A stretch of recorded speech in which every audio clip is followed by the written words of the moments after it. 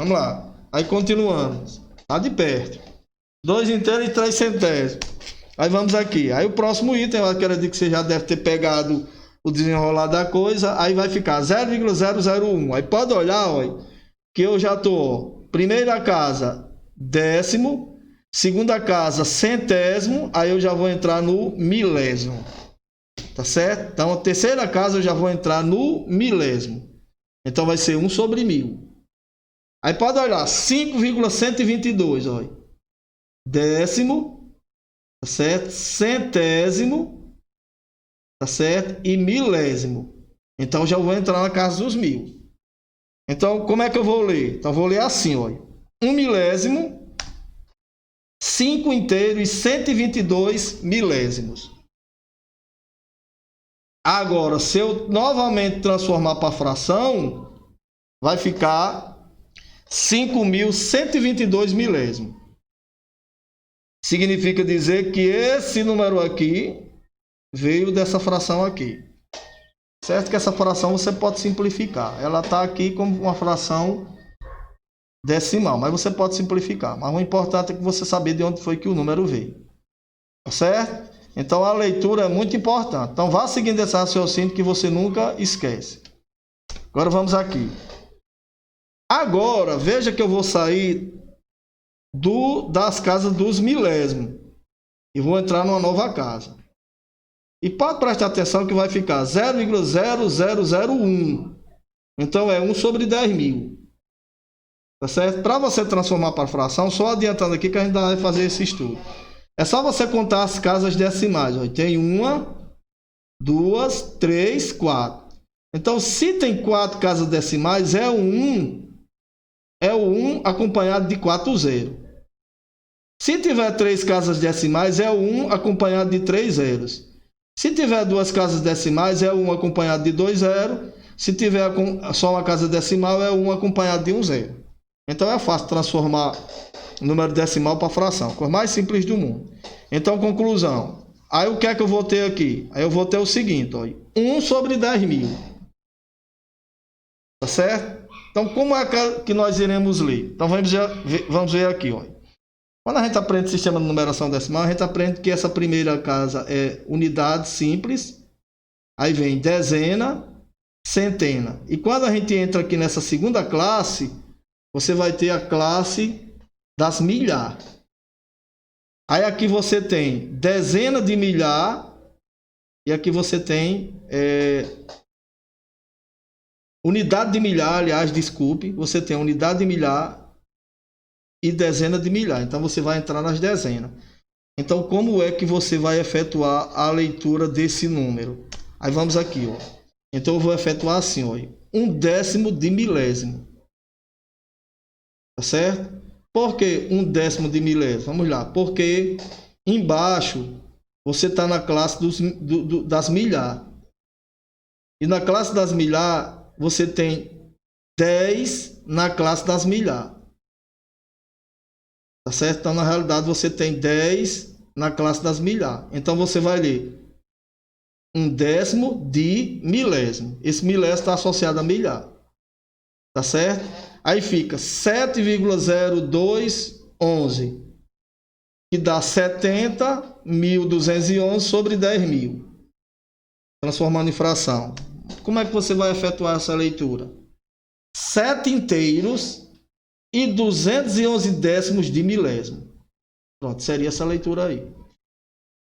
Agora uma boa notícia. Geralmente no Enem, certo? E na maioria dessas questões que envolvem segundo grau, parte do primeiro grau, geralmente vai até décimo de milésimo. Não segue muito para frente não.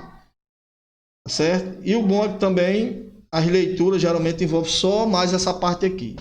Não parte muito além não. Mas entrando aqui para frente. Aí uma próxima casa, tá certo? 0,000001, se eu for transformar, dá 1 sobre 100.000. Tá certo? Aí eu saí das milhar e entrei em milhão. Tá certo? Então como é que eu vou ler esse número aqui? Então vai ler 1 bilionésimo. Tá certo? Entrei em bilhão, aliás.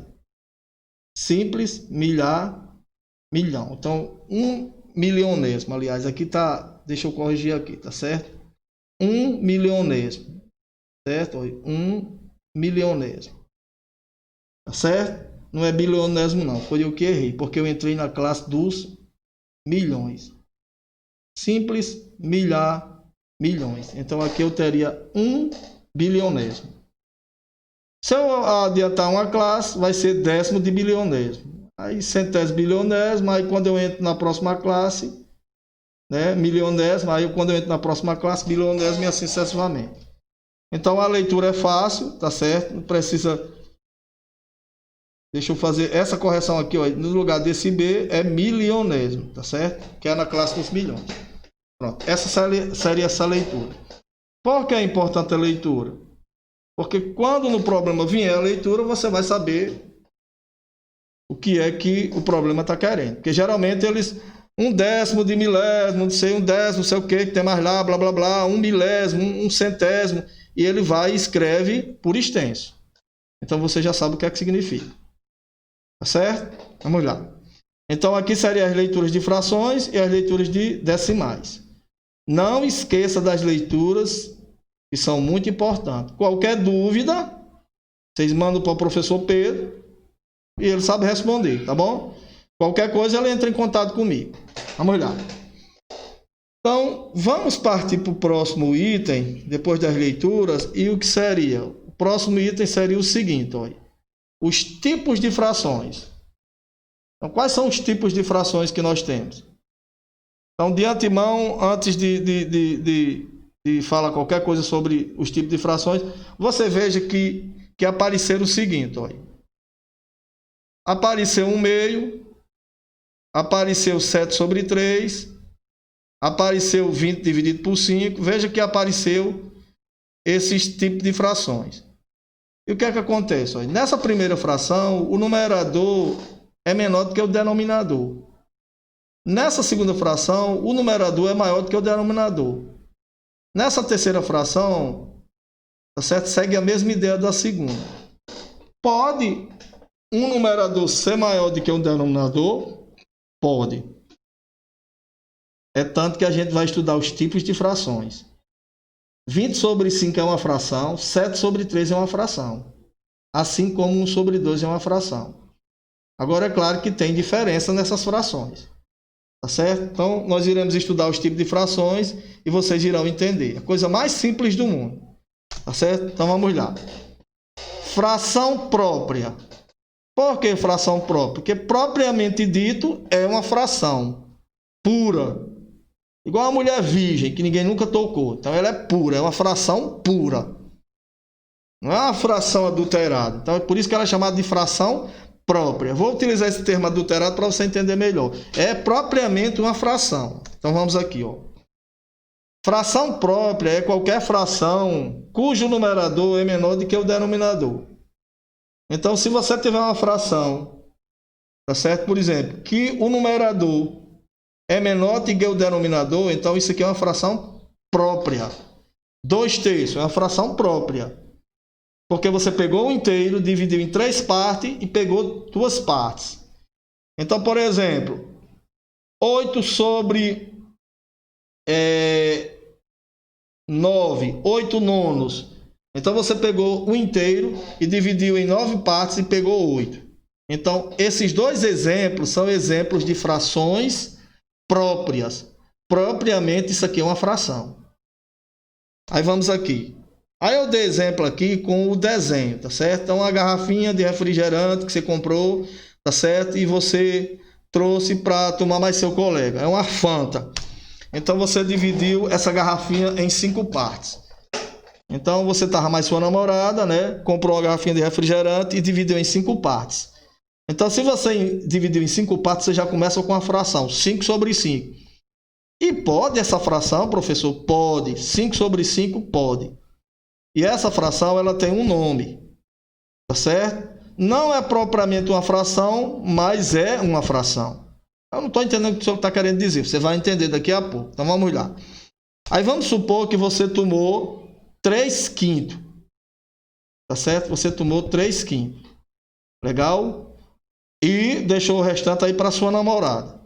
Tá certo? Você tomou 3/5, certo? E veja que você tomou 3 partes. Tomou essa parte aqui, tá certo? Essa daqui e essa daqui. Veja que essas partes estão divididas em partes iguais. Apesar de talvez na figura não mostrar que estão divididas em partes iguais, mas eu estou considerando que as partes sejam iguais. Então, das 5 partes você tomou 3. E você deixou 2/5 para sua namorada. Você fez igual um cabaquinho a pudim que comprava os confeitos, chupava todos os confeitos e a namorada não percebia. Tá certo? Eu não vou dizer quem é ele não, tá certo? Então, conclusão. Você tomou 3/5 e deixou 2/5 para a namorada. Então, veja o seguinte. 3/5, o numerador é menor do que o denominador. E 2/5 da mesma forma.